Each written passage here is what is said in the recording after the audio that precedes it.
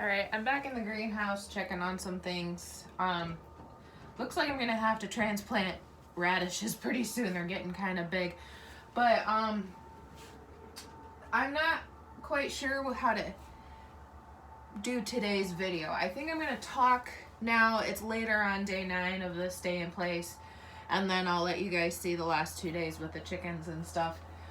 They're finally starting to settle in. Once in a while they'll come outside depending on if they say raisin, because raisin still thinks they're breakfast or lunch or something edible. But I had an idea. Justin Rhodes, he's a permaculture kind of farmer, blogger, vlogger, did a American farm tour, which was really interesting. And I don't know how many farms he visited, but he went all over America visiting farms, mostly with a permaculture philosophy, debating about putting feelers out there for some local farms, at least in our county or area, to just kind of interview them. I only have a few subscribers, but you know, it'd be interesting to learn more about our area farms, at least to me. So if you are a farmer or you know of a farmer, contact me. All of our information is on our website, or our Facebook page is really easy to get a hold of me, JCT Rustic Homestead. It doesn't matter if it's livestock, crop production, garden, small, large, commercial farm, direct to consumer. If you know of somebody who would be interested, or you are someone interested, please get in contact with me. This stay in place sounds like it's been extended to the end of April. And I don't know what that means for me work-wise, but for now I'm just gonna find out. You know, I'm just gonna continue on with my days and get the garden ready. To be honest, I don't know if I would have been able to do as much as I have done this past week, even though I've been pretty lazy. But we've gotten a lot accomplished, even though it's not under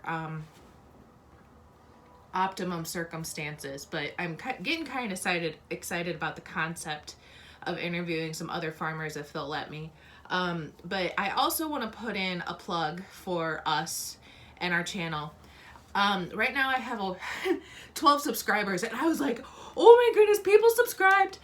But if you would consider subscribing after watching this, I would really appreciate it. It increases our views. It increases all that online algorithm and everything, so we can continue getting more views, more subscribers, and more awareness. It's not for personal gain. We can't monetize at this point. I think you have to have like 1,000 subscribers in order to monetize. But if you would consider subscribing and liking the videos, I would appreciate it. I know sometimes they get really boring.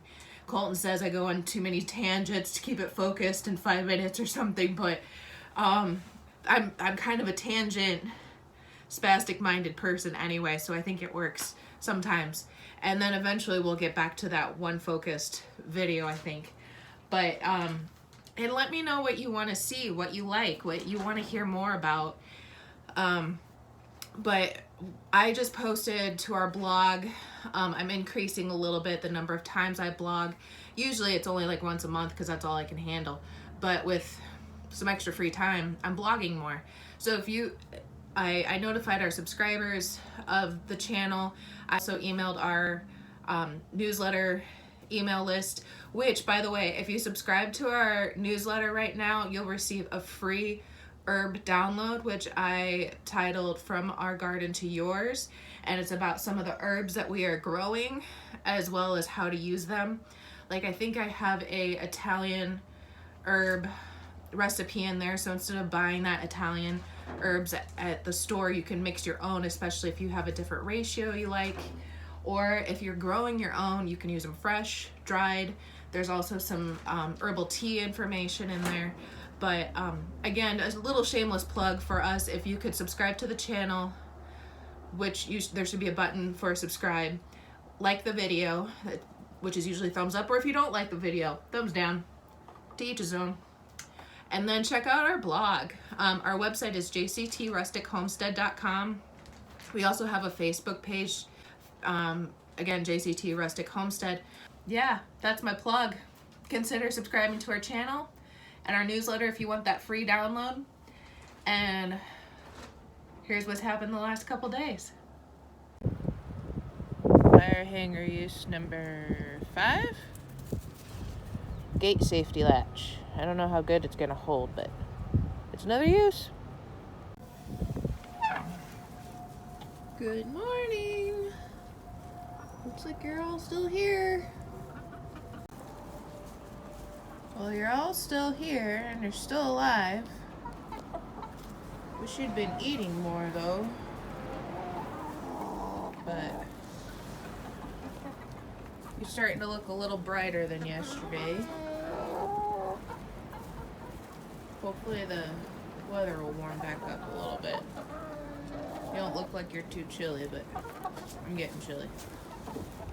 See, look at that fluffer butt. Uh-oh. You think she's going into lay? Get out of the way. She gonna lay or poop?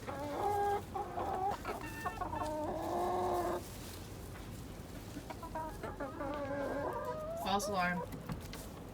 I'll give you one guess as to who ate all the brownies. I made these last night. I had 2 pieces because I couldn't say no. Yeah, I think I had that much. You have one guess as to who had the rest. Don't know what happened, but I gave them water and went to get feed and came back and they were outside on their own. I think this is the first time they've come. Well, no, there might have been one out on its own volition, but it's the first time I've really seen them outside. Trying to get these girls kind of used to me, I guess, and I came up.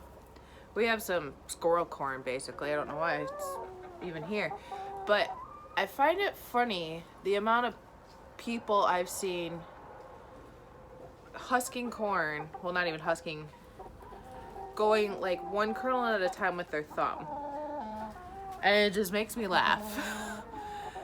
If your ear corn does kind of have to be dry, but if you want to do it quicker, just take it in one hand and take this hand, and you kind of have to feel, but there's a bunch of corn like in a second. Sometimes your hand kind of hurts from doing it too much, like with the horses. I have 1 or 2 that don't like to eat it off the cob, but just put your hand on there and twist a little bit, it comes right off. And a lot at a time, not one kernel at a time. They're finally kind of venturing outside. Day 2 of having chickens. Day 9 of staying in place. Well, kind of day 3 of having chickens. This is our second morning.